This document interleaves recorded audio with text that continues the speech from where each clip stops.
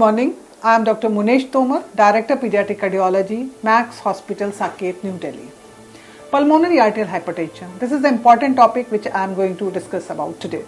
So pulmonary arterial hypertension is a condition where the pressure in the lung vessels, lung arteries, which is called pulmonary arteries, is elevated, and there are many factors leading to that. Anything which leads to elevation of pressure in the lung arteries, that is pulmonary arteries, lead to load on the right side of the heart and the symptoms related to that.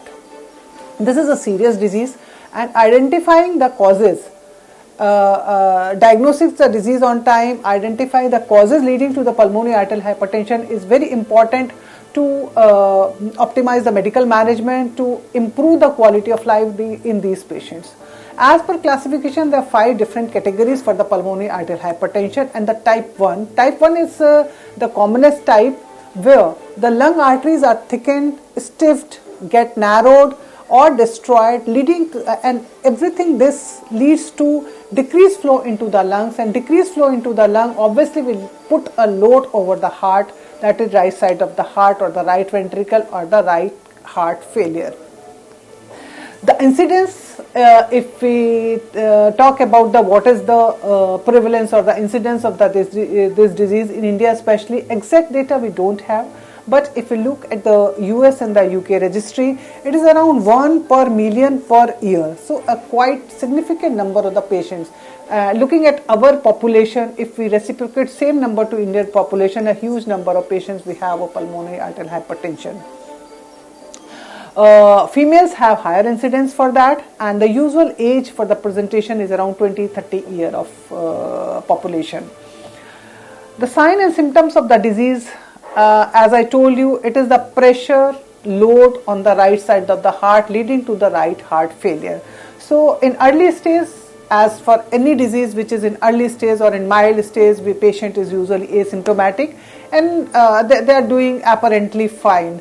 With the progression of the disease, the patient becomes symptomatic, and the symptoms usually are early fatigability. So they get tired early. Whatever the routine activity they were doing, the patient used to get symptoms on that routine activity.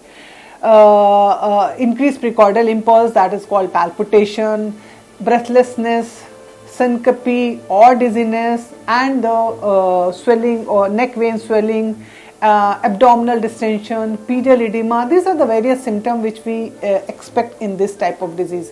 Syncope is a very dreaded presentation, and obviously that shows that the pressures are very high and right heart is failing badly in this condition.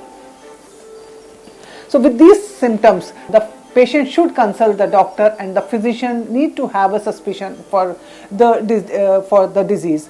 Many of the disease, like most of the time, these patients are being treated as bronchial asthma or some respiratory illness because the symptoms overlap. But when the patient of suspected bronchial asthma or respiratory disease is not responding to the way they should respond with the treatment, we need to have a detailed evaluation. A cardiac workup is important to reach the diagnosis. The ECG, chest X-ray with advanced disease will show cardiomegaly, dilated heart, and the prominent lung arteries. ECG will show its feature of the right heart enlargement on that, and echocardiography is very important non-invasive test where you can look at the ventricular function, anatomy of the heart, lung pressure. So many significant things you will get from echocardiography, and if there is any suspicion on echocardiography, we go for the advanced investigations like lung perfusion scan, CT angiography, and the ultimate gold standard test is cardiac catheterization to make the diagnosis of these patients. So diagnosis is early suspicion is important, diagnosis is important, and obviously we need to know the risk factor, who is at risk for that. So family history is very important. Drug history in the sense like patient take medication for weight loss, that these drugs are not good and they may cause significant harm to the lung or to the liver. So that is a thing we should avoid. Any illegal these drugs like cocaine or methamphetamine, these also causes increased pulmonary arterial hypertension.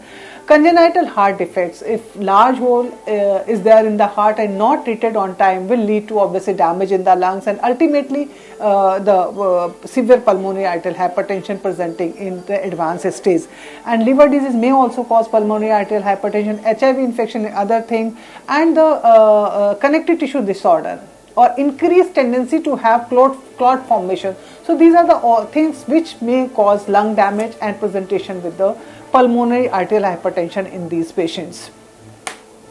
The treatment is like, first we should know there is pulmonary arterial hypertension. We should know which group these patients are fitting, group 1 to 5, there are 5 groups and there are different etiology for that. So knowing which group the patient is, what is cause of pulmonary arterial hypertension, if we, the aim should be, first, if you have identified causes, you should treat that. So treatment of the factor leading to pulmonary arterial hypertension is important. If you don't have a factor, means idiopathic pulmonary arterial hypertension, we need to put these patients on specific drugs to dilate the lung arteries. With those drugs, the studies have shown that outcome of the patients, their quality of life, is improving, morbidity is less, and we have a better productive life in these patients.